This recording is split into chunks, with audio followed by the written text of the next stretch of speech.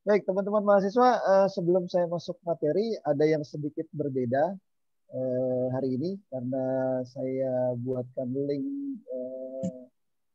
absen ya, karena ada beberapa mahasiswa yang memberikan masukan. Pak, kalau kita nggak bisa gabung di Zoom gimana? Gitu. Supaya absennya tetap boleh nggak? Oke. Jadi link absen saya siapkan buat teman-teman mahasiswa. Buat teman-teman mahasiswa yang kiranya yang kiranya nggak bisa gabung di Zoom ya, jadi karena kurang sinyal dan yang lainnya, teman-teman tetap punya kesempatan untuk absen ya. Jadi nggak bisa kuliah misalkan tapi tetap absen, silakan absennya, karena memang sekarang absennya pakai link karena sekarang link tersebut langsung masuk ke BAK, jadi kontrol sama BAK. Itu yang pertama ya, teman-teman yang nggak bisa gabung di Zoom, silakan bisa kuliah kuliah dengan absen. Jadi silakan absen aja. Tapi untuk itu absennya juga saya batasi karena anggap aja kuliah itu ada batasan pintu masuknya. Jadi biasanya 30 menit pintunya saya kunci. Nah, berarti absennya 30 menit aja, lewat dari 30 menit ya bisa absen. Oke, nah yang kedua mohon izin nanti saya bisa sinyalnya hilang-hilang atau bagaimana, karena kebetulan saya hari ini Latansa Pondok ya. Karena tadi pagi saya habis ngisi materi di Pondok Latansa 1. Mudah-mudahan sinyalnya kejangkau semua nih. Saya lagi ada di Cipanas. Ya. Baik. Yang berikutnya saya mengucapkan terima kasih buat yang sudah ngirim tugas ya. Luar biasa apresiasinya. PD-nya luar biasa nih. Dari teman-teman yang bikin rekaman, PD-nya luar biasa. Viewernya juga luar biasa banyaknya. Nah, mudah-mudahan dengan melatih tampil di depan kamera, teman-teman akan melatih diri untuk persiapan sidang nanti. Toh nanti teman-teman juga sidang. Nah, sekarang kita masuk materi hari ini. Yang akan kita bahas, teman-teman, adalah pertemuan yang kedua ya. Pertemuan yang kedua dari pertemuan yang pertama. Pertemuan yang kedua, kalau di slide teman-teman bisa lihat, kita akan belajar mengembangkan strategi dan rencana pemasaran. Mengembangkan strategi dan rencana pemasaran. Nah, kalau dilihat dari jawaban teman-teman mahasiswa kemarin, ya dari latar belakang dan seterusnya, ini kayaknya semua pengusaha semua ini yang ada gabung di kelas ini. Ya, semua pengusaha sudah punya bisnisnya masing-masing. Nah, sekarang bagaimana dikembangkan lagi nih bisnisnya ya. Keren-keren pokoknya ya. Nah, sekarang kita masuk. Nanti kalau ada yang mau bertanya silakan masuk ke pertanyaan ya. Jadi kita akan bahas bab 2, mengembangkan strategi dan rencana pemasaran. Ada sebuah analogi sederhana buat teman-teman mahasiswa dalam dunia pemasaran. Bahasa Inggris ya, if you fail to plan. Kalau kita gagal merencanakan, berarti kita merencanakan kegagalan. Ya. If you fail to plan, then you plan to failure. Artinya dalam dunia marketing, dalam dunia bisnis, yang paling pertama harus dijalankan adalah perencanaan. Makanya kalau teman-teman belajar manajemen, dari teori manajemen ada POAC. Planning, Organizing, Action, dan Controlling. Planning adalah langkah pertama. Ya, sebelum mengerjakan sesuatu, buatlah perencanaan yang matang. Strategi yang matang. Sebelum di action. Ya. Planning tanpa action juga nggak berarti apa-apa. Rencana cuma rencana aja. Berarti harus disinergikan. Sekarang kita bagaimana merencanakan strategi. Nah, teman-teman yang akan kita bahas ada 5 pokok bahasan. Ya. Yang pertama adalah bagaimana pemasaran dan nilai pelanggan. Yang kedua, merencanakan strategi dengan korporat dan divisi. Karena marketing itu tidak melulu di pasar. Marketing itu tidak melulu door to door, tapi marketing bisa ke arah korporat ya, dengan perusahaan. Lalu perencanaan strategi unit bisnis, kalau kita berjalan di bisnis kita masing-masing.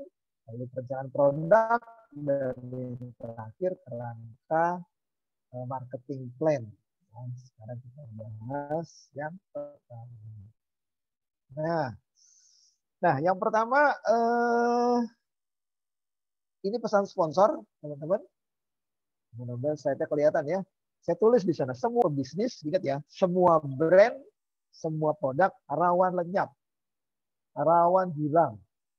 Banyak merek-merek yang dulunya ternama, dulunya ngetop, sekarang nggak ada. Ya. Pernah dengar BlackBerry?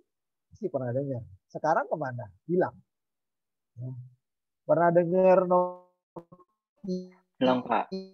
Sekarang Motorola ya, Pak ya. hilang. Ya. Pernah dengar kampus dulu ya.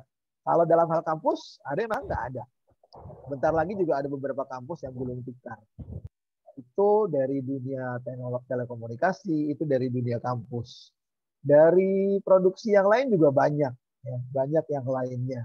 Contohnya dulu motor Cina, apa dulu Jialing atau apa, sekarang juga udah nggak ada. Jadi ketika teman-teman menjalankan bisnis, kalimat yang pertama tadi ya, kalau tidak dirawat serius, merek-merek besar yang dibangun puluhan tahun bisa sirna. Taksi, dulu ada yang namanya presiden taksi, ada yang namanya Kosti. Sekarang kemana? Hilang semuanya. Ya, datang merek-merek pendatang baru yang lebih responsif dan menjawab kebutuhan konsumen. Nah, kata kuncinya di sini teman-teman, yang saya kasih kotak merah. Jadi merek kita harus bisa menjawab kebutuhan konsumen di era disruption ini. Kalau merek atau bisnis yang kita miliki benefit aja, mencari profit aja, mencari laba aja, bisnis kita, merek kita akan dikerjakan oleh konsumen. Nah, jadi sekali lagi kita harus lebih responsif menjawab kebutuhan konsumen. Coba sekarang. 7-Eleven. Wah, dulu ketop banget. Sekarang nggak ada. Geser. Ada lagi selain Matahari, dulu ada yang namanya Hero, Gelail, dan seterusnya. Sebuah minimarket atau sebuah supermarket besar yang harus punya omset besar, lahannya besar, punya karyawan banyak, lalu punya tenan-tenan yang banyak, gulung tikar dihajar sama Tokopedia, dihajar sama Bukalapak, dihajar sama Shopee, yang nggak perlu punya toko, ya. Tapi orang belanja lewat handphone, ya. Itu gambarannya. Nah, sekarang bagaimana ini? Nah, eranya sekarang adalah multi channel marketing, teman-teman mahasiswa. Artinya marketing sekarang dengan channel apa aja. Jadi tidak harus cuma satu channel. Jadi multi channel. Mau pakai toko aja physical location boleh. Pakai katalog misalkan. Di katalog kita pasang di majalah boleh. Ya. Mau apa lagi misalkan? Mau pakai website silakan. Ya. Atau mau pakai sosial media boleh. Pakai radio juga masih efektif. Pakai TV, broadcast email, direct email, atau lewat pos surat. Jadi sekali lagi multi channel marketing ini yang harus dimanfaatkan betul oleh teman-teman ketika teman-teman bekerja sebagai marketer atau punya bisnis. Nah, jadi marketingnya sekarang bisa dengan banyak cara, multi channel, banyak channel. Ya, nah, bagaimana dengan pemasaran? Nah, poin yang pertama gini, pemasaran dan nilai pelanggan, teman-teman mahasiswa.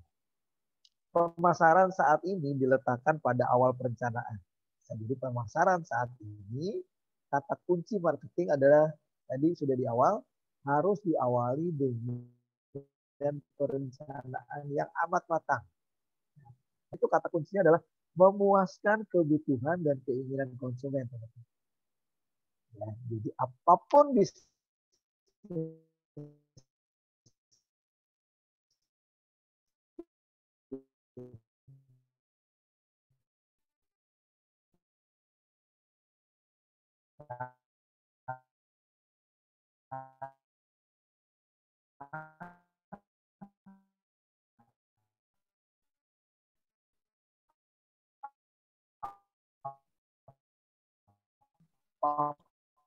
produk kita bagaimana bisa memuaskan kebutuhan ya, customer is the king. strategi kita merencanakan menghasilkan nilai pelanggan.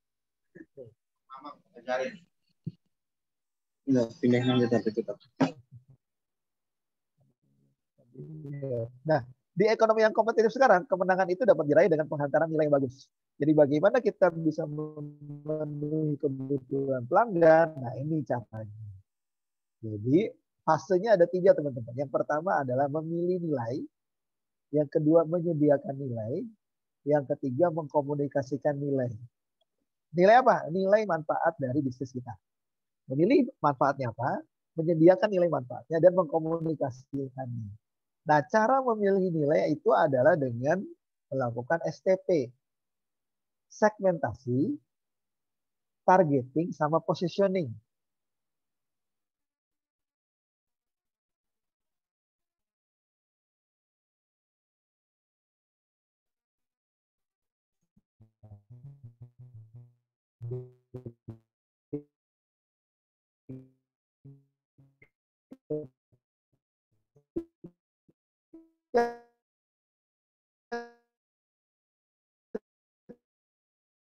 Kita memilih nilai manfaat kita harus lihat segmentasi dari produk kita ini siapa. Menengah ke bawah, menengah ke atas, berarti orang yang banyak duitnya, menengah ke sampingnya. T, tentukan targetnya siapa. Ibu-ibu belanja kah? Atau setelah itu P itu positioning. Nah, positioningnya kita sebagai apa di sini? Sebagai market leader atau follower? Ikut-ikut atau kita mau jadi pemimpin? Kalau STP-nya sudah, baru menentukan fitur dari produk kita. Membuat kemasannya produknya. Nah, kalau sudah, STP sudah membuat fitur produknya, langkah yang terakhir, mengkomunikasikannya, berarti mendayagunakan sumber yang ada untuk menemukan dan mempromosikan produk. Sampai di sini kira-kira teman-teman ada pertanyaan? Nah, fase menghantarkan nilai. Nilai apa? Nilai manfaat dari bisnis kita ada 3 caranya. Memilih segmentasi, target, dan positioning dari STP tadi, lalu menentukan fitur produk kita. Packagingnya seperti apa? Formatnya seperti apa? Baru dikomunikasikan ke semuanya. Jelas ya? Oke. Kita lanjutkan sekarang. Sudah jelas. Nah, nilai dari bisnis kita itu sama dengan perhitungannya bagi berapa manfaat yang kita dapat dibagi dengan biaya. Hitungan matematikanya ya. Nilai itu adalah manfaat dibagi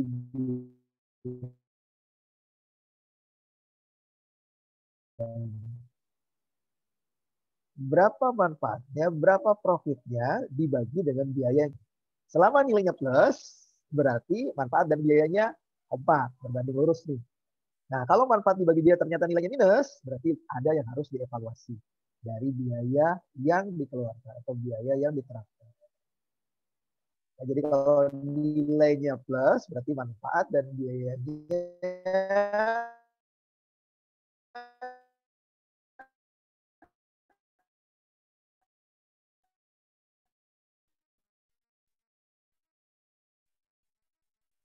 hasil kita merencanakan. Tapi kalau nilainya minus, berarti harus ada yang dievaluasi.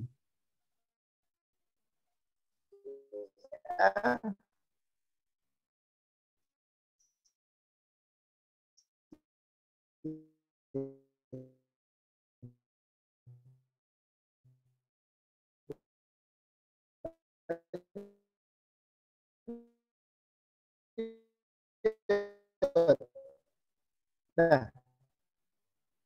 bagaimana mengidentifikasi supaya pelanggan itu bisa tertarik dengan produk kita? Nah, alat untuk melihat itu disebut sebagai rantai nilai. Kalau alat primer atau utama, apa nih komponennya? Setelah itu menjadi bahan akhir. Oh sorry, bagaimana merubah bahan akhir menjadi produk akhir? Bahan tadi yang kita beli dioperasikan, operasional, dimasak atau bagaimana caranya supaya menjadi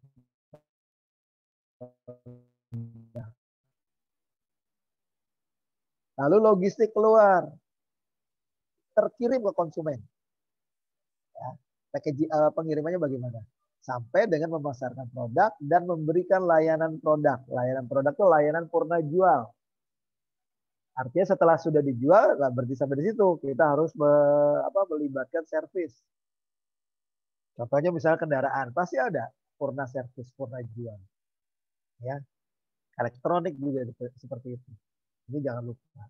Nah itu yang namanya kegiatan primer. Ada 5 ya, logistik masuk, bahan-bahannya, terus bagaimana bahan itu diproses menjadi produk, lalu bagaimana produk itu keluar sampai ke tangan konsumen, lalu bagaimana proses pemasaran dan penjualannya, lalu bagaimana proses pelayanan kepada konsumen. Yang kedua adalah kegiatan pendukung. Ya, ada yang di sebelah kiri itu teman-teman. Kegiatan pendukung yang mendukung kegiatan primer mengakibatkan rantai ini adalah yang pertama adalah pengadaan. Nah, habis pengadaan, pengembangan teknologi. Apakah diperlukan perubahan teknologinya sesuai dengan kondisi yang sekarang? Terus selain kegiatan pengembangan teknologi, berikutnya apa? Sumber daya manusia. Seberapa banyak sumber daya manusia dibutuhkan? Dan yang terakhir, infrastruktur dari perusahaan.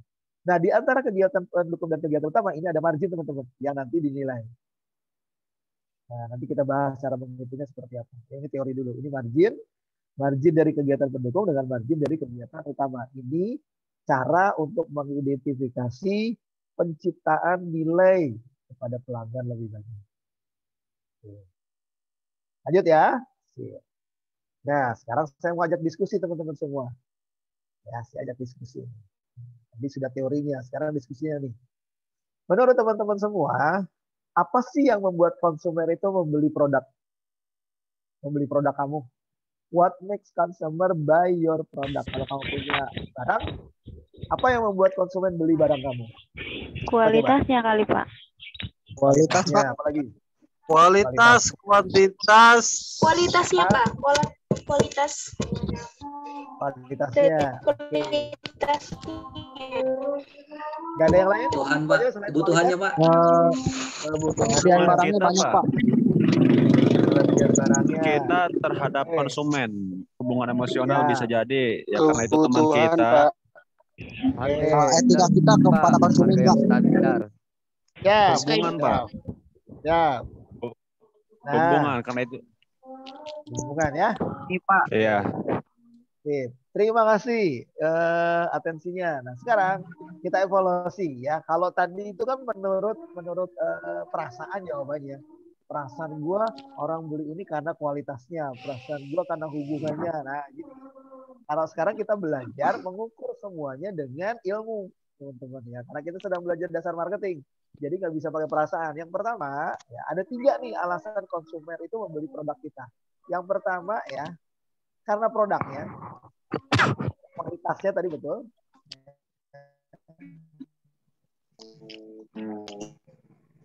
Karena produknya. Yang kedua, hubungannya. Karena kita kenal sama yang punya, karena kita kenal sama yang jual, dia beli.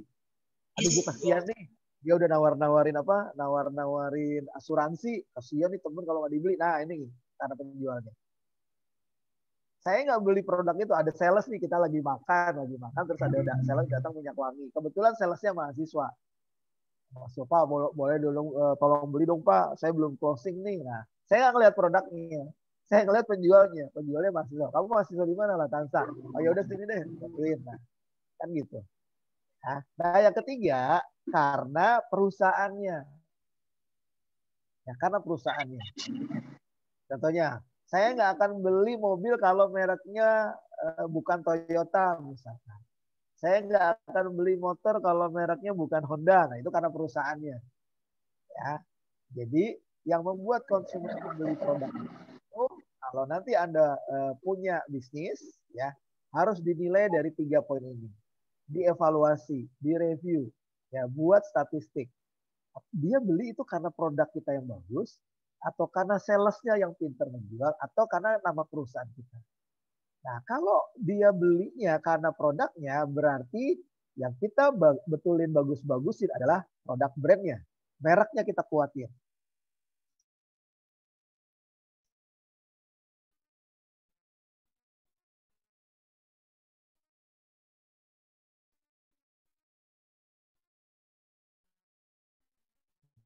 Ya. Tapi kalau dia beli, ya, kan adalah personal brandnya. Supaya dia bisa menjual dengan baik. Berarti yang dikuatkan adalah corporate brandnya. Nama perusahaan. Jelas ya teman-teman ya?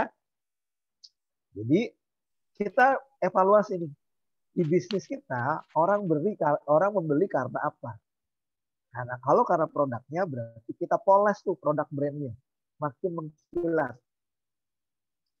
Kalau penjualnya, karena gara-gara salesnya, berarti kita harus naikkan personal brand dari masing-masing sales yang kita miliki. Karena sales itu ujung tombaknya.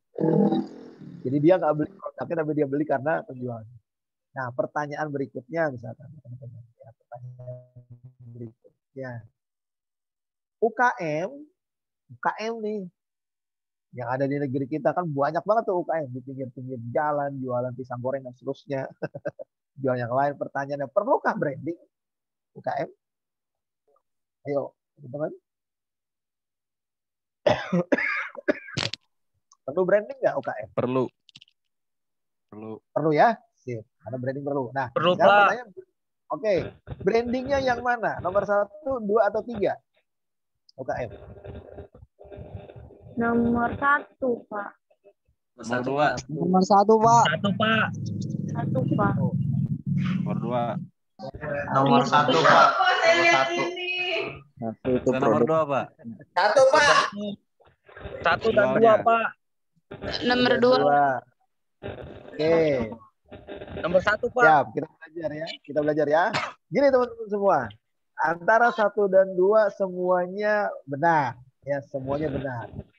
Jadi, kalau biayanya ada, lebih baik kita melakukan semua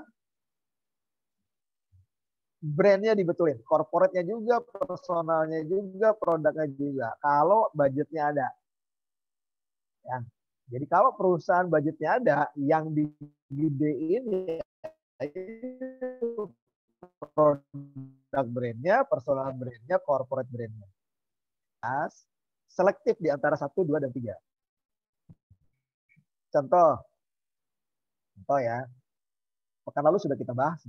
Ada UKM pedagang bakso, nah dia jualan bakso, produknya bakso. Pada satu ketika ternyata ada pesanan 1000 mangkok. Tapi bukan bakso, soto mie. Nah, kan kalau kita fokus di produk brand, UKM ini nggak akan mau. Gue kan produknya bakso, ini belinya soto. Tuh. Ya. Jadi keunggulan dari UKM adalah kelincahannya. Jadi karena UKM itu kecil, ini yang harus dipegang sama teman-teman. Karena UKM itu kecil, jadi UKM itu menyandang kata-kata sakti, palu gada. Apa lu mau, gue ada. Nah, jadi ketika nanti dari bakso pindah ke soto, jangan ditolak, ambil. Beda kalau pesanan itu datang ke Indofood. Ya, tiba-tiba minta dipesankan, dibuat packagingnya satu produk yang belum ada. Kalau di perusahaan corporate dan Indofood itu harus rapat dulu, rapat manajer, rapat bagian produksi. Kenapa? Karena mereka harus mempersiapkan mesinnya. Beda dengan UKM. Nah, itu satu ya. Jadi jangan terlalu kaku UKM di produk brand, tapi fokuslah pada personal brand. Kalau terlalu kaku di produk brand, ketika Anda sebagai seorang owner lagi bete memproduksi sesuatu, nah terus ada muncul peluang yang lain, Anda akan bentuk lagi produk yang baru dari nol lagi. Tapi kalau personal brand, nama Anda yang tinggi. Ya. Makanya saya pesen nih buat teman-teman yang punya bisnis, jangan fokus di produk brandnya, tapi fokuslah di personal brandnya. Karena kalau personal brand Anda bagus, apapun yang Anda tawarkan sama teman-teman Anda itu pasti dibeli. Ya, itu fokus pada personal brand. Oke, terima kasih ya pembahasannya. Kita lanjutkan bicara. Sekarang Marketingnya ya Pak ya, yang benar ya Pak ya. Tergantung ya marketingnya, bukan tergantung ini personalnya, personal brandnya ya. Paham ya? Nah, sekarang bagaimana kita menciptakan proses bisnis? Nah, teman-teman, penciptaan proses bisnisnya ada lima tahap. 5 tahap. Jadi kalau kita sedang membangun bisnis, kita harus punya strategi-strategi. Ada 5 strategi. Yang pertama, kita punya proses namanya mengindra pasar. Ya. Kita pakai teori yang namanya ATM. Amati, tiru, modifikasi. Kita amati. Ya. Atau saya ketik ya. Ya, pakai ATM. ATM. Ini proses pengindahan pasar ya. Pakai ATM. Nah, amati, tiru, modifikasi. Ini ya. Atau Anda pakai 3B. Produk baru, langkah pertama adalah 3B. 3B itu yang pertama adalah bersanding. Untuk kemudian bersaing dan bertanding. Bertanding. Nih. Ya, proses mengindra pasar. Jadi gunakan strategi ini untuk mengindra pasar. Ya. Kalau zaman dulu ilmunya namanya ATM, amati, tiru, modifikasi. Tapi marketing sekarang ilmunya 3B. Bersanding itu artinya berkolaborasi. Misalkan besok nih Anda kakak UKAM nih, kakak UKAM misalkan. Bisnis itu nggak bisa sendiri, Anda berkolaborasi produk A sama produk B, bersanding itu namanya. Ya, bersanding untuk kemudian bersaing. Jadi jangan sendiri-sendiri bersanding. Contoh misalkan, kalau Anda lihat di minimarket ya, itu ada produk mie instan tuh berjejer semuanya tuh. Ada Indofood, ada Supermie, ada Sarimi, dijejer semua. Pertanyaan saya, itu mereka bersanding, bersaing atau bertanding? Itu Tiga-tiganya, Pak. Bersaing. Tiga-tiganya itu. Bersaing. Bersanding. Pilih satu. Pilih satu. Bersanding. Itu udah tahap terakhir, Pak. Kalau udah dimasuk minimarket berarti udah bertanding dia. Bersanding. Kalau Oke, udah masuk itu jawaban minimarket pertama berarti ya. bertanding. Bersanding, Pak. Oke. Siap, saya kunci dulu. Sekarang yang kedua misalnya contoh nih. Ketika Anda lihat sebuah minimarket, kalau di situ ada Indomart, sebelahnya ada Alfamart. Ya, benar nggak? Iya. Nah, pertanyaan saya, manajemennya itu melakukan proses yang mana dari 3B? Bersanding, bersaing, atau bertanding?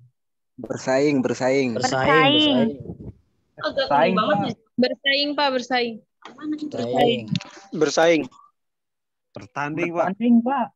Karena mereka juga bertanding secara marketing, secara pelayanan. Itu bertanding. Bersaing lah. Teman-teman, gini, saya luruskan ya. Oke, gini.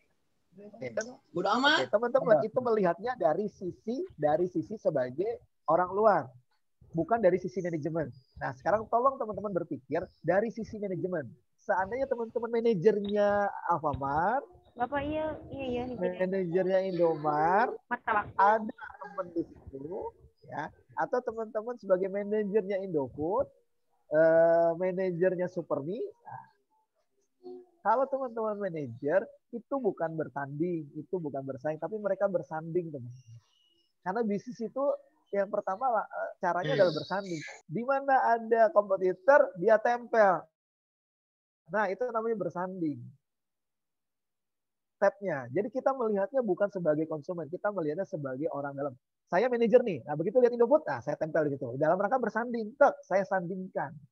Ibarat pembelai bersanding di pelaminan 2.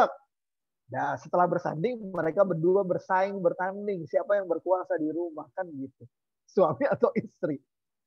Jadi sekali lagi, jawaban teman-teman ketika bilang bertanding, bersaing, itu betul. Kalau teman-teman sebagai seorang konsumen melihatnya. Tapi sebagai seorang manajer kan teman-teman sekarang sedang belajar sebagai seorang manajer.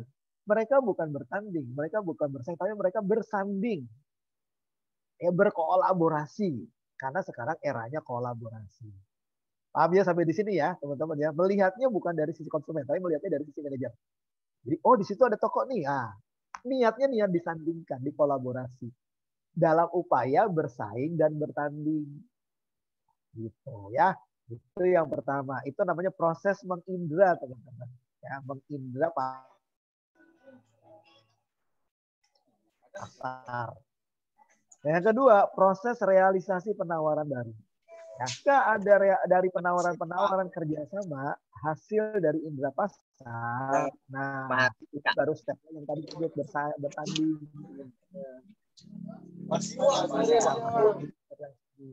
Saya melihat dulu ya. Nah, proses realisasi penawaran baru adalah proses yang disebut sebagai proses bersaing. Kemudian masuk akuisisi. Nah, ini namanya proses bertanding. Ya, indera pasar ini bersanding, realisasi ini bersaing, akuisisi ini bertanding.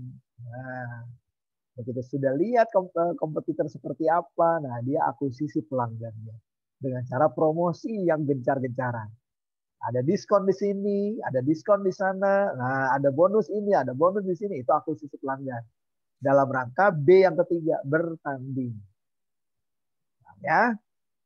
Nah, yang keempat adalah kalau sudah berhasil mengakuisisi, jangan lupa proses manajemen hubungan pelanggan. Menjaga kebutuhan atau menjaga network.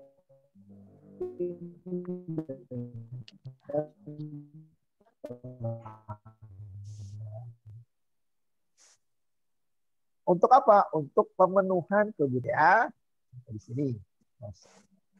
Nah, materi berikut marketing. Nah, untuk bersaing di masa sekarang, teman-teman semua perlu punya dan menjaga sumber daya dan kompetensi untuk membentuk esensi bisnis.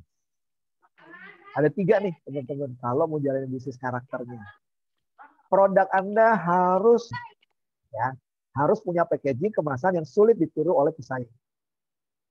Yang kedua, dapat diterapkan pada berbagai pasar. Jadi produknya available, diterima oleh pasar segala macam segmen. Yang ketiga, sumber keunggulan kompetitifnya karena memberi sumbangan besar pada manfaat pelanggan. Jadi boleh dari bawah ke atas atau atas ke bawah. Jadi karakteristik bisnis yang bisa diterima oleh masyarakat ekonomi adalah yang pertama, makin banyak manfaatnya, produknya makin dicari. Ya, banyak manfaatnya, demandnya tinggi, membentuk kebutuhan manfaat. Contoh nih misalkan, 2 bulan kemarin saya menyelenggarakan webinar di kampus dalam rangka membentuk komunitas, membentuk iklim akademisi. Dari mulai berbayar 50.000 sampai 20.000. Nah, ini WA saya sudah penuh nih, banyak yang nanya. Pak Yulikus, bulan April ada webinar apa? Nah, berarti ternyata webinar yang saya selenggarakan di kampus ternyata mendapatkan manfaat buat mahasiswa. Karena mereka merasa kompetensinya bertambah dan punya sertifikat. Nah, buat teman-teman jangan lupa bulan April ini akan ada seminar yang namanya Akhwatpreneur. Akan hadir 4 pengusaha wanita terkenal. Akhwatpreneur karena Hari Kartini. Silakan gratis, silakan ikut ya. Tapi pesertanya kami batasi ya. Karena akun Zoom-nya 100 berarti maksimal 100. Ada 4 narasumber. 4 kali berarti ada 400 orang. Mudah-mudahan pada tertarik semua. Yang pertama pengusaha empek-empek dari Palembang. Yang kedua pengusaha fashion dari Bandung. Kan keren. Kedua ya. Terus yang ketiga yang punya bimbel bahasa Inggris. Lalu yang keempat, saya lupa yang keempat siapa ya. Nah, nanti besok dilihat ya. Sulit ditiru sama pesaing. Jadi, bisnis Anda punya 3 karakter ini sudah cukup menjanjikan pasarnya ya. Oke, lanjut.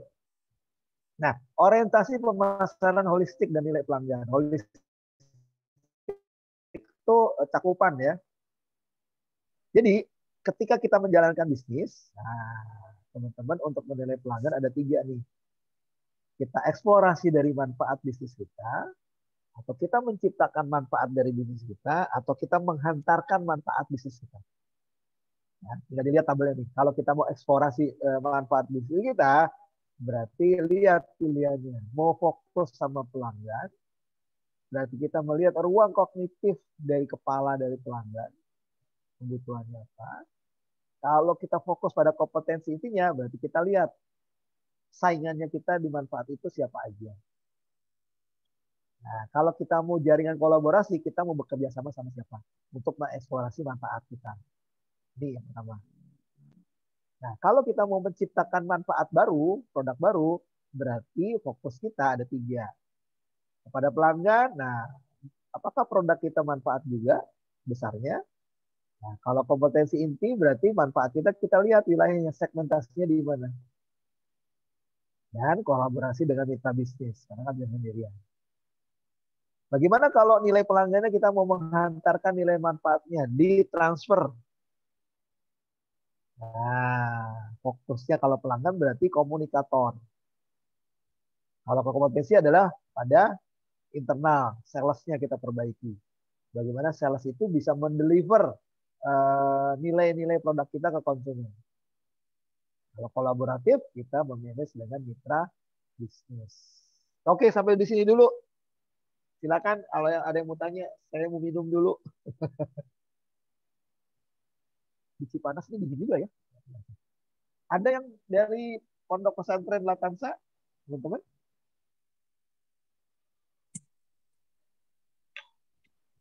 Ada ya? Ada pertanyaan?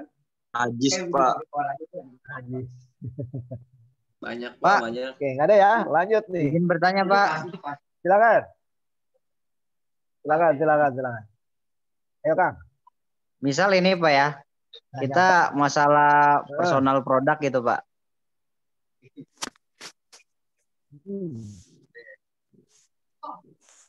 Apa tuh?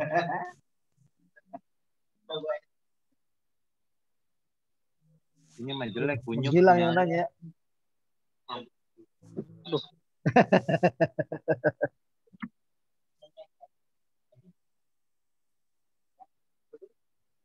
Menghilang yang nanya? Sinyalnya, Pak, sinyal. Oh, sinyal. Oke, nggak jadi nanya ya. Sinyalnya parah, Pak. Nah, tapi saya udah kebaca nih. Udah kebaca. Pak, gimana menciptakan personal brand iya yang itu, bagus? Pak. Kan gitu tadi. Pertanyaannya Kayaknya gitu, Pak. Tahu aja Bapak nih. Kayaknya gitu. Betul. Nah, teman-teman. Nah, saya udah kebaca kalau kuliah ini nanyanya pasti gitu. Teman-teman, personal brand itu cara menciptakannya lebih mudah daripada menciptakan produk brand. Ya, jadi personal brand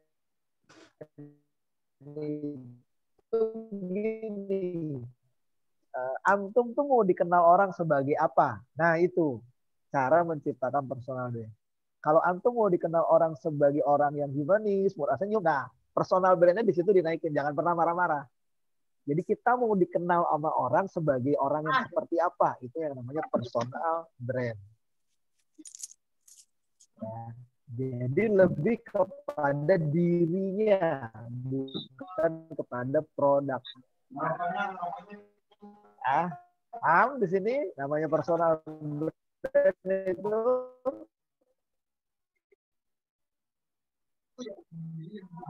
Paham. kita mau dikenal orang sebagai apa di kampus. Kalau kita mau dikenal orang sebagai apa di perusahaan. Oke, lanjut ya. Takutnya sinyalnya putus-putus. Kalau nggak ada pertanyaan, oke, kita diskusi lagi. Ya, makasih Pak. Setelah dihitung-hitung cost-nya, biaya marketingnya dan seterusnya, saya masuk di harga wah konsumen bilang, mahal ini mah. Kenapa 30.000?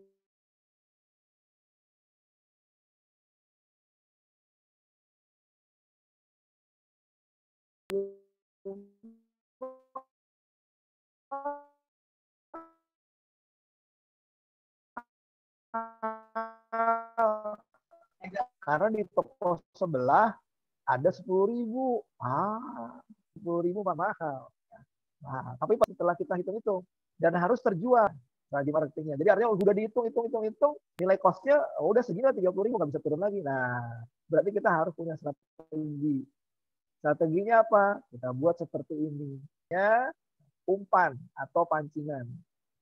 Dan ini nggak salah ketika kita buat promosi di Instagram, kita promosi di flyer, buat seperti ini. Sehingga orang akan melihat, oh iya daripada 10.000 sama 50.000, yang 30.000 masuk akal nih. Nah, beli yang 30.000. Hanya tadi, untuk menentukan harga, kita harus lihat yang namanya STP, segmentasi, targeting, sama positioning. 30.000 dijual di kampus, ya nggak laku. Kalau dijual di kampus, jualannya yang 10.000 laku. Ya, karena kan segmen mahasiswa.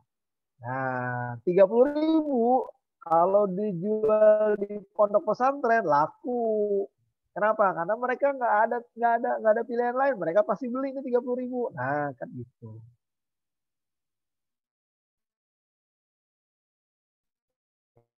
Ya, jadi lihat segmen. Nah, bagaimana kalau misalkan di supermarket atau kita buat yang lain, ya nggak ada salahnya. STP, segmentasi, targeting. Nah, ini teori sedikit teman-teman. Rencana pemasaran itu ada 2, merencanakan taktis. Taktiknya. Intinya gitu, operasinya ada 2, mau strateginya atau mau beda. Ya, kalau strategi itu rumusan luarnya, kalau taktik baru diomongin, taktiknya masuk ke dalam. Ya. Strategi 4-3-1 misalnya. 4-3-1 jumlahnya berapa ya? 4-4-2, Pak. 4-4-2 itu strategi kan? Strategi nggak itu? Strategi kan? Strateginya 4-4-2. Nah, taktiknya gimana? Nah, kan beda antara strategi sama taktik. Nah, taktiknya bagaimana kita harus meng-counter, kita harus apa. Strategi itu bagian luarnya. Nah, antara strategi sama taktis, intinya adalah Anda harus memahami dari 4 poin ini. Pahamilah nilai dari pelanggan. Ciptakan nilai pelanggan. Tadi sudah kita bahas ya.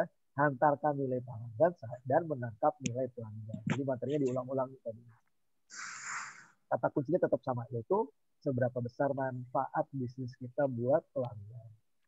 Nah, sekarang kita masuk nih. Gimana cara merencanakan strategi tadi? Nah, ini caranya. Ya. Jadi ada 3 ya.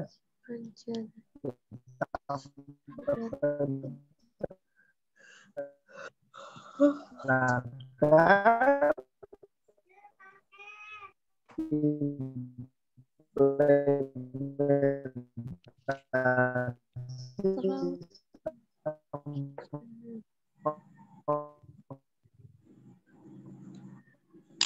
pengendalian. Materinya mudah-mudahan sudah bisa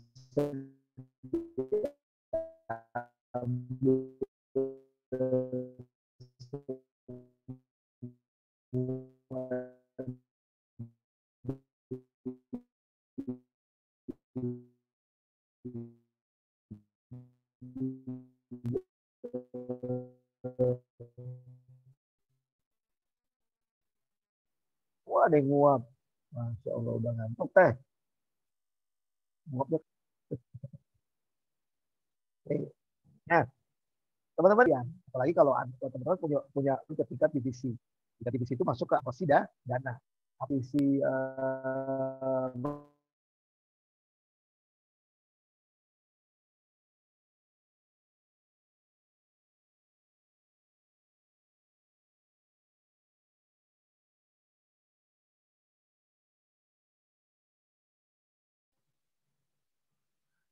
Kok disuruh lagi sih?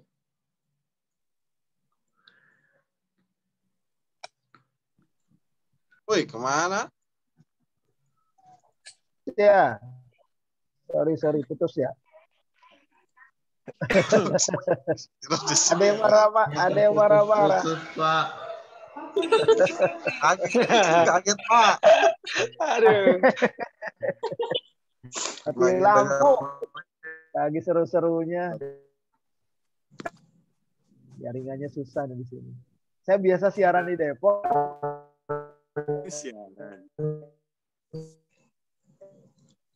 Kirain saya yang jelek pas sinyalnya. Iya Pak, dari tadi reconnecting terus soalnya.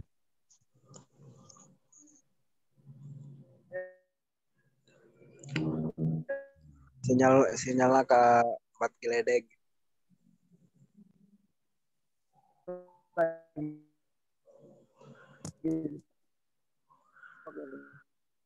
Manajemen untuk merencanakan gimana manajemennya misi korporasi di perusahaan itu kita harus memfokuskan diri pada jumlah tujuan yang batas atau bagaimana menekan kebijakan, mendefinisikan bidang kompetitif, mengambil pandangan jangka panjang. Jadi kita kan visi dan misi perusahaan untuk mendukung korporat. Karena korporat butuh visi dan misi. Nah, kalau sudah itu masuk ke SBU ya, strategi bisnis unit. Atau bisnis kumpulan. Ya. Mau bersaing sendiri atau secara berkelompok. Tentukan manajernya yang bertanggung jawab sama perencanaan strategi.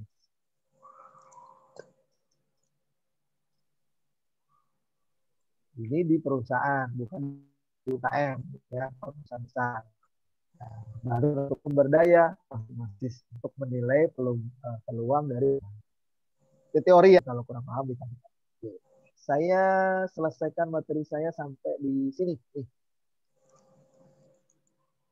Pertumbuhan intensif perencanaan strategis.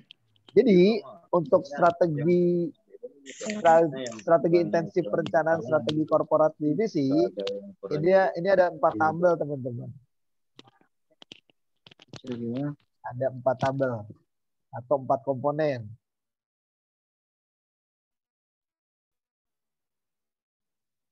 Yang pertama, ya, kalau Anda fokus pada pasar saat ini, ya, pasar saat ini, produknya saat ini, berarti fokuslah pada strategi penetrasi pasar. Jadi produknya udah ada nih, terus pasarnya ada di pasar nih, pasar yang strategi penetrasi. Berarti Anda harus fokus pada strategi pengembangan produk. Dengan pasar yang ada, produknya baru, fokusnya di nomor 3. Nah, sebaliknya, kalau produknya tetap produk yang sekarang nih, tapi kita mau cari pasar yang baru, berarti kita fokus pada strategi pengembangan pasar. Ya, nomor 2. Jadi sekali lagi yang nomor 1,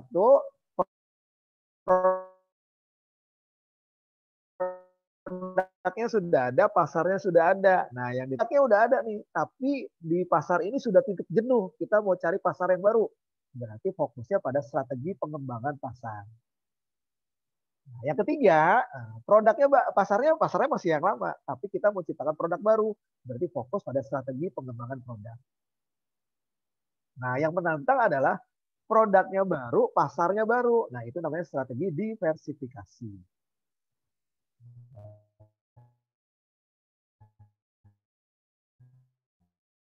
Apa itu diversifikasi? Diversifikasi adalah ke belakang ke depan horizontal. Semuanya dimasukkan ke belakang artinya kita lihat contohnya nih PT Surya Zigzag misalkan. Nah, dia punya pengalaman di PT Gudang Garam. Nah, jadi dia membuat sebuah model baru dari pengalaman yang lama. Nah, kalau integrasi ke depan contohnya kios seperti ini, sekarang sudah ada yang namanya pakai link ke dokter itu, ya obat-obatan itu, nah bisa masuk di sini. Halo dokter, halo dok, bisa online. Shop and Drive juga gitu. Nah, integrasi ke depan. Atau integrasinya horizontal horizontal, dia nggak ke belakang, dia nggak ke depan, tapi contohnya ini ditarik garis lurus misalkan. Jadi dia melakukan akuisisi terhadap produk yang sejenis. Ya. Jadi masuk nih semua dalam produk Indofood. Satu kumpulan semua, ini horizontal. Atau minuman masuk di sini semua. Contoh ya, sebuah perusahaan. Nah, atau masuk ke diversifikasi. Misalkan kalau tadi strateginya ke integrasi, sekarang strateginya ke konsentrasinya. Kalau strategi konsentris, dia fokus di situ aja. Hanya jualan mobil aja, produksi mobil aja. Ini kayak ini Suzuki dan Honda. Dia hanya di kendaraan bermotor, motor dan mobil misalnya. Nah, kalau strategi bank, dia kembangkan jadi bank-bank yang lain, ya, termasuk asuransi. Nah, yang bahaya ini strategi konglomerasi. Ya. Yang tadinya fokus di kamera, ternyata dia ciptakan juga printer mereknya Canon, komputer mereknya Canon, itu konglomerasi. Diversifikasi. Oke, ini saya lewatin. Nah, terakhir adalah strateginya. Inovasi pemasaran.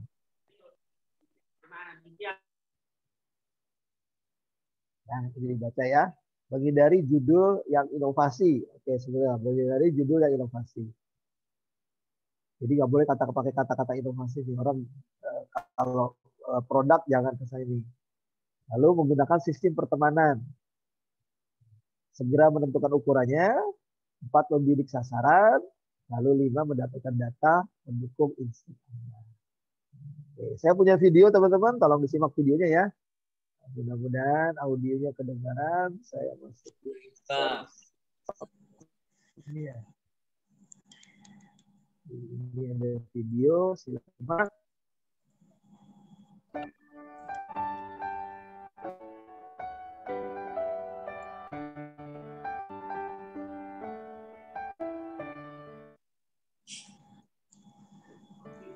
Belum ada.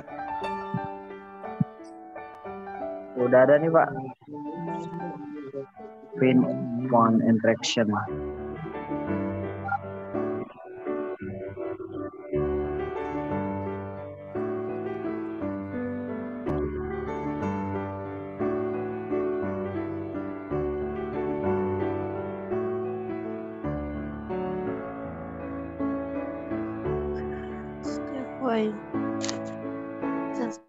Spek.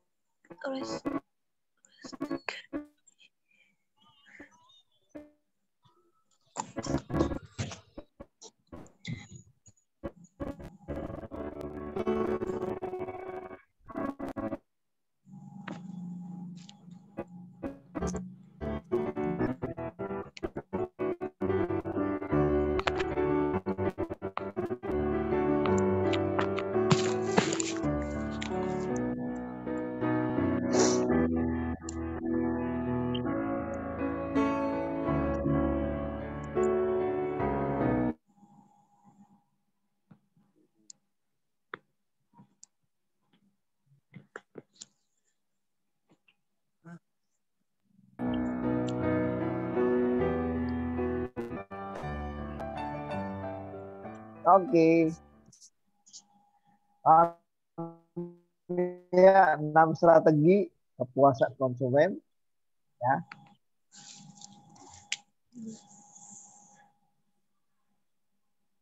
Baik, teman-teman semua, materi terakhir adalah ini yang penting. Saya minta tolong dari teman-teman buat ini ya.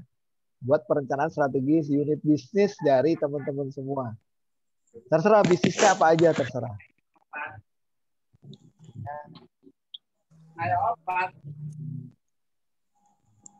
Oh, bisnis yang sudah dijalankan atau punya perusahaan atau teman-teman punya ide bisnis yang lain.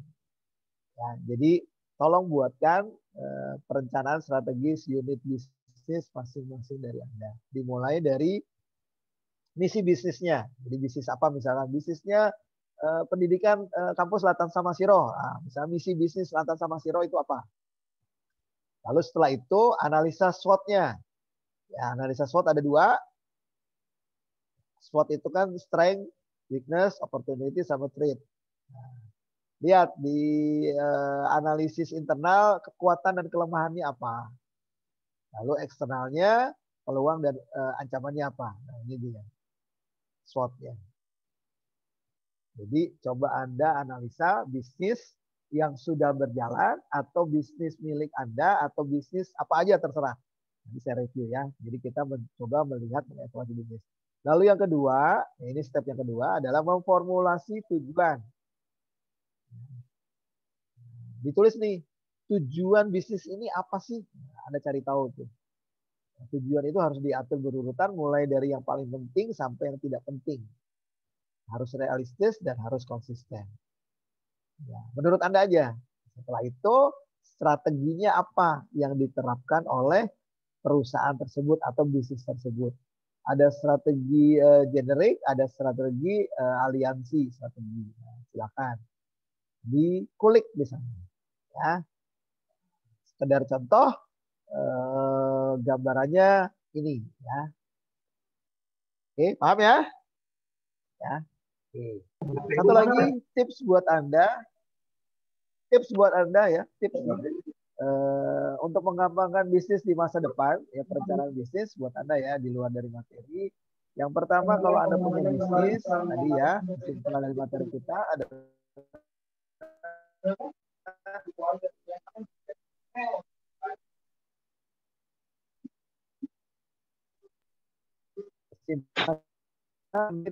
market Anda. Yang kedua, gunakan teknik SEO, Search Engine Optimization. Nanti kita bahas caranya ya. Ini ilmunya dulu. Nanti pertemuan berikutnya kalau sudah masuk digital marketing ini namanya. Gunakan teknik SEO, Search Engine Optimization, supaya ketika ada proses pencarian, akun Anda selalu ada di ranking 1. Kalau diketik di Google, tetap ada di paling atas. Itu kan enak banget kalau orang nyari.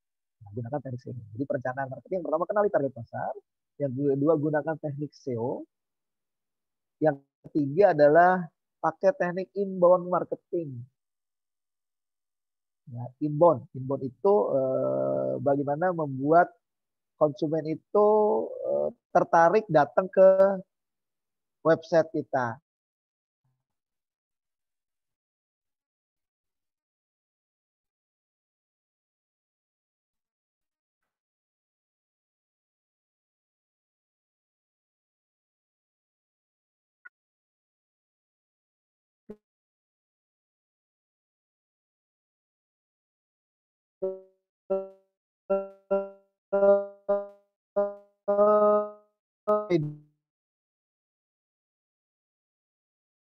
Dia sosial kita. Namanya itu marketing. Komunikasinya jual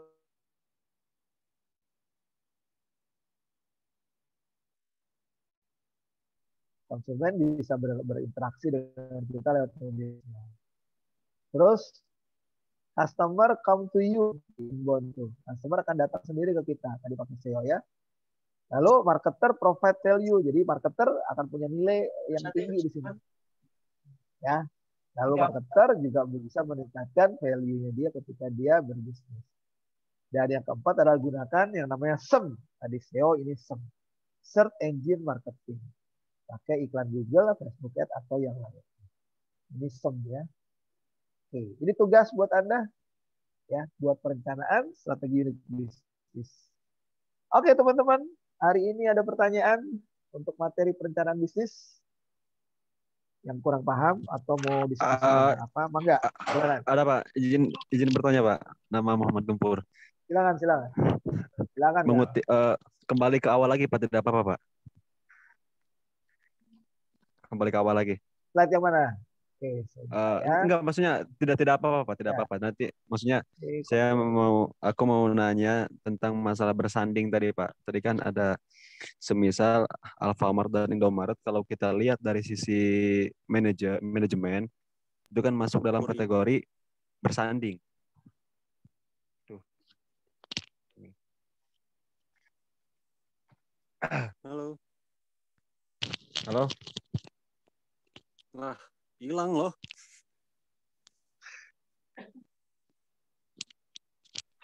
Oh my god.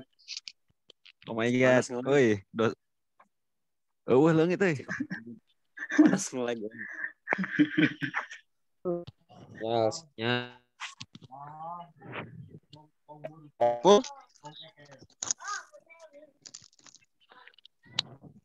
Halo. Halo. Ya, silakan Kang. Halo, Pak. Halo. suara saya terdengar.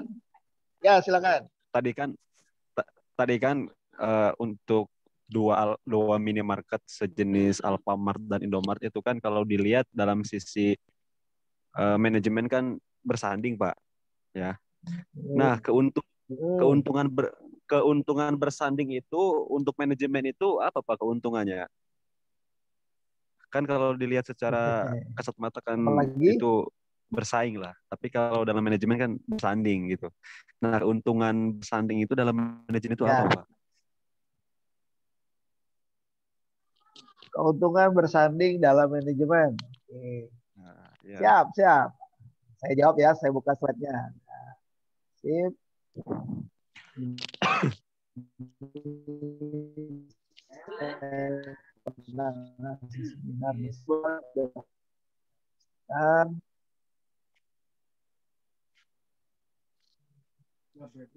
Nah, ini dia. Nah, kalau pakai gambar pasti lebih.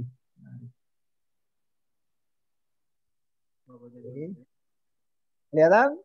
Kang Gempur? Ya, Pak. Siap. Nyimak.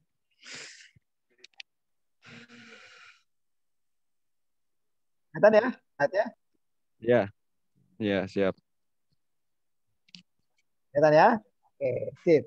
Sebetulnya ini materinya lebih Kelihatan, dalam, Pak. nanti kita Ada. bahas di digital marketing, Kang. Tapi nggak apa-apa kalau udah tanya ya. Kalau udah tanya ya saya jelaskan.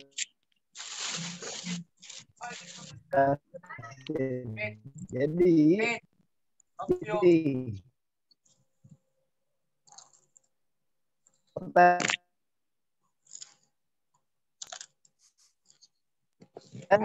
dalam proses digital marketing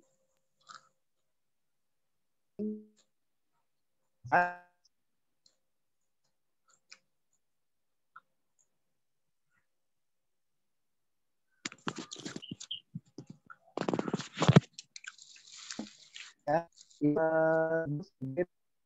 sistem bertanding.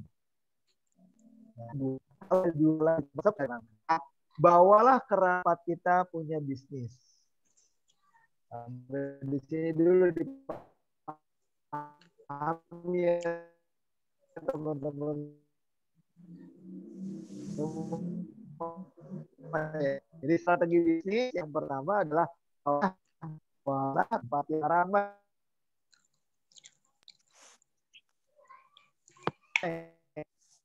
Orang ramai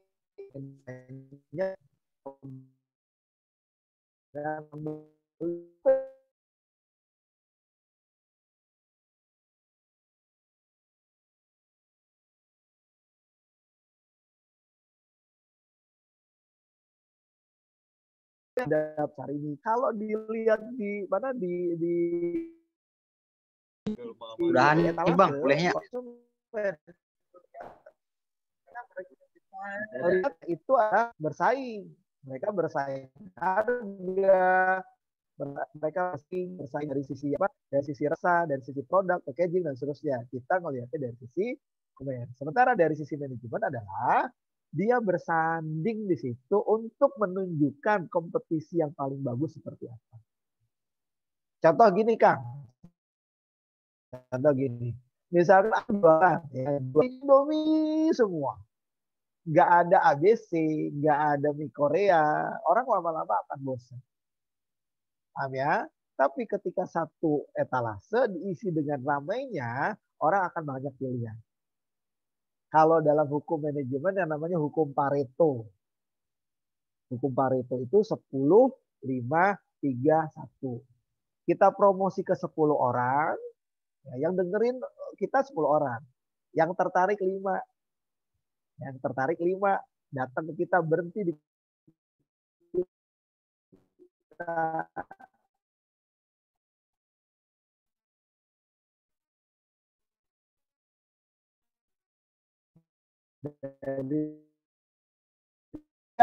ya,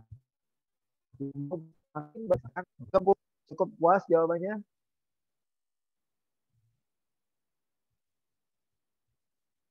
Halo? Siapa? Sinyalnya Mengerti, hilang. Pak. Pak, Iya. suaranya putus. Ya, Tapi intinya udah paham, Pak. Udah paham, udah ngerti. Ya. Oke, Gempur.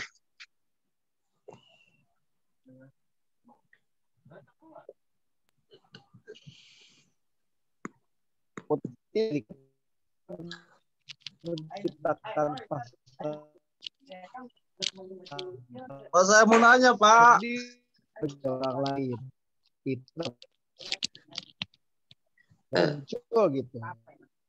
Kecuali kita punya strategi menciptakan perubahan. Contoh gini, contoh ini kan.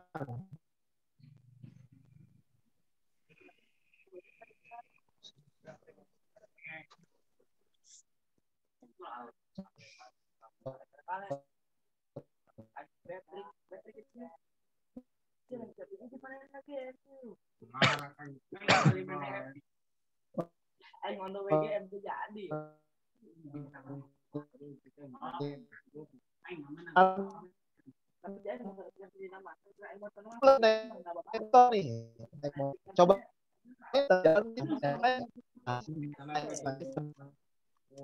ya gini lagi. Oke, teman-teman di sini materinya sampai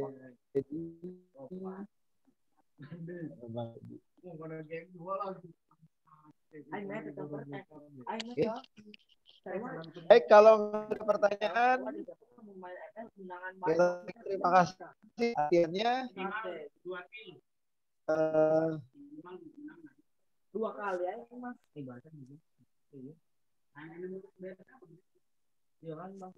Saya ngechat. Baik, Pak.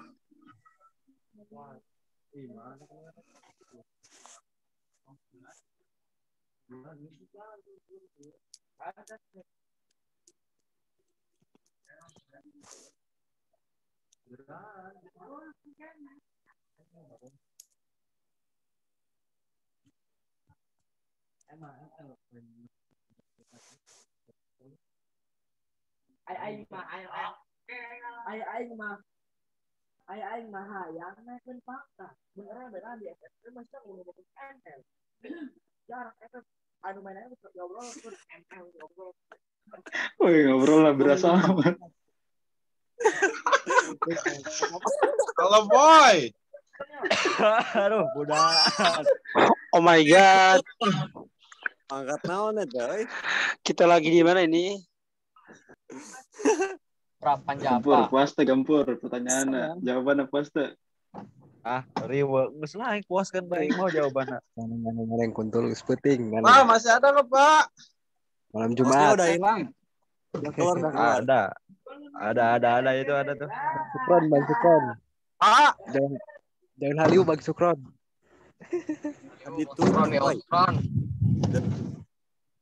Bibarakati umil Quran Al-Fatihah.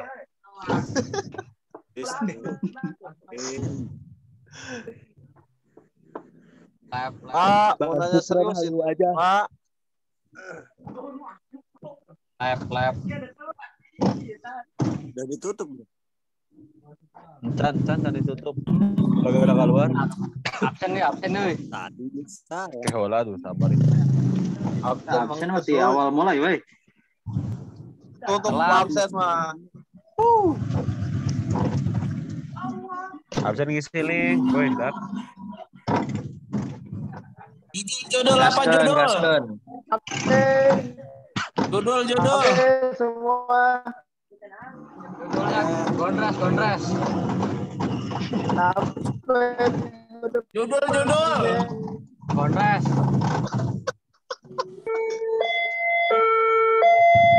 Iya, kareta segala, Jik. Gimana ya, Pak?